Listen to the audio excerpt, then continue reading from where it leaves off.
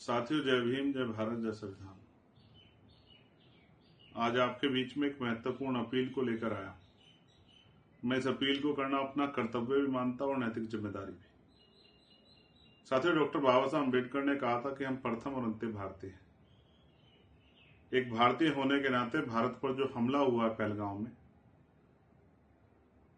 मैं उन परिवारों की पीड़ा को समझ सकता हूं जिन परिवारों ने अपनों को खोया।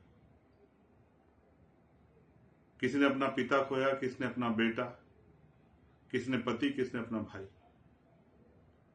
इस आतंकी घटना से पूरे देश के मन में, हर देशवासी के मन में व्यथा। हर कोई चाहता है कि इस आतंकवाद का मुंह तोड़ जवाब दिया जाए। लेकिन साथियों, गांव की एक कहावत है कि जब किसी घर पर, परिवार पर हमला हो तो पूरा परिवार मिलकर उन विरोधियों से लड़ता है।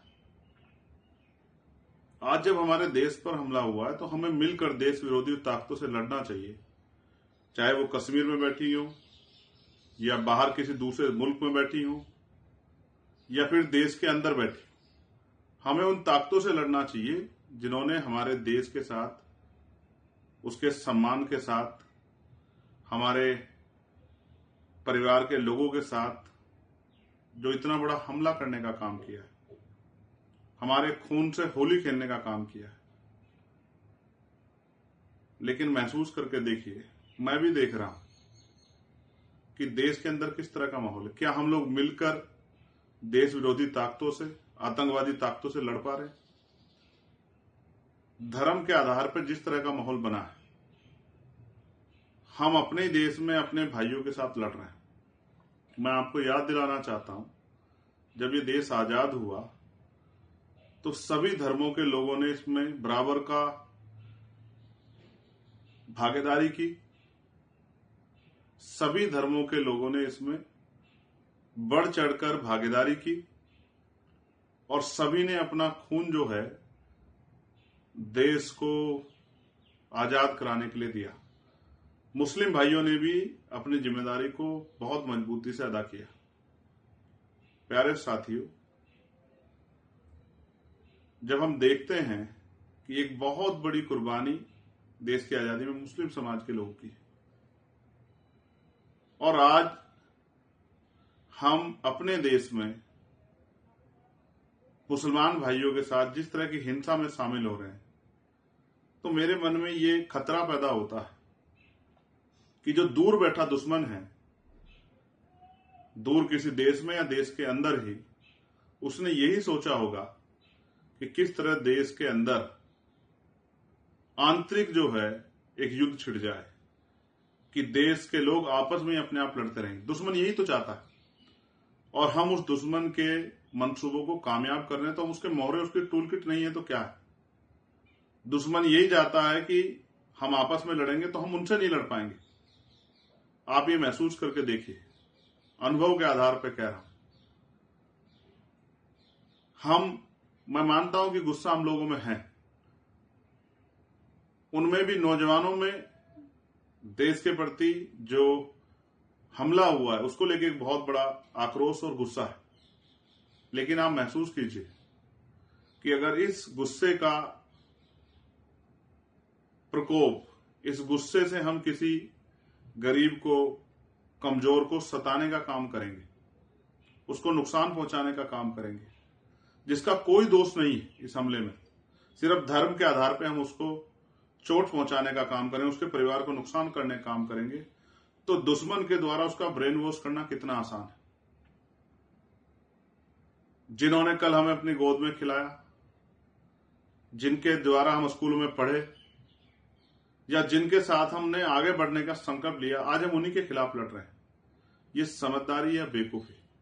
कहीं ऐसा तो नहीं जाने जाने में हम दुश्मन की मदद कर रहे हैं? इसलिए मैं आपसे ये अपील करता हूं कि ये वो समय है कि हमें समझदारी से एकजुट होकर देश विरोधी ताकतों से, आतंकवाद से लड़ना है।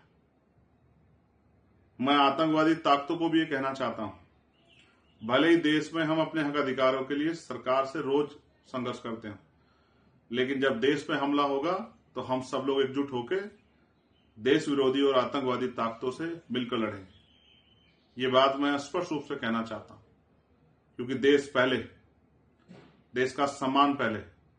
लेकिन मैं नौजवान भाइयों से अपील भी करता हूं कि दुश्मन की चाल में आके देश में अपने साथ रहने वाले भाइयों से ना लड़े और ऐसा माहौल ना बनाए कि दुश्मन बिना कुछ करे जीत जाए।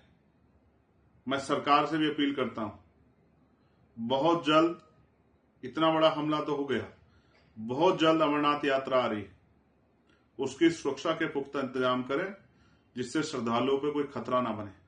और जो आतंकवादी जिन्होंने ये घटना को अंजाम दिया है हमारे खून से होली के लिए, उनको बिल से निकालकर ऐसी कठोर से कठोर सजा दें कि दोबारा कोई इस तरह की घटना करने से पहले 1000 बार सोचे। लेकिन साथ साथ मेरी देशवासी से अपील है कि जो दुश्मन चाहता है वो ना करें, अपने भाइयों से ना लड़े। आप सभी का बहुत बहुत आभार। मेरी ये राय इसलिए है क्योंकि मैं भारत का जागरूक नागरिक हूं और आपसे भी अपील करता हूं कि समझे कि हमारे देश के साथ कोई खेल तो नहीं हो रहा है।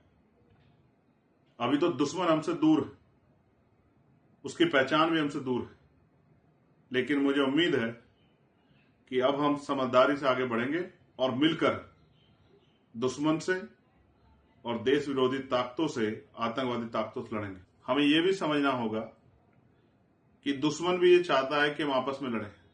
भाई, भारत के मुसलमान का पाकिस्तान के मुसलमान से क्या मतलब है? हम किसी की कई की सजा दूसरे को नहीं दे सकते हैं, ये न्याय का सिद्धांत भी नहीं है। इसलिए सिर्फ धर्म के आधार पर अपने भाइयों से ना लड़ें और मिलकर आतंकवाद से लड़ें, ऐसी भी मैं आपसे अपील करता हूं। आपका भाई चंद्रशेखर आजाद।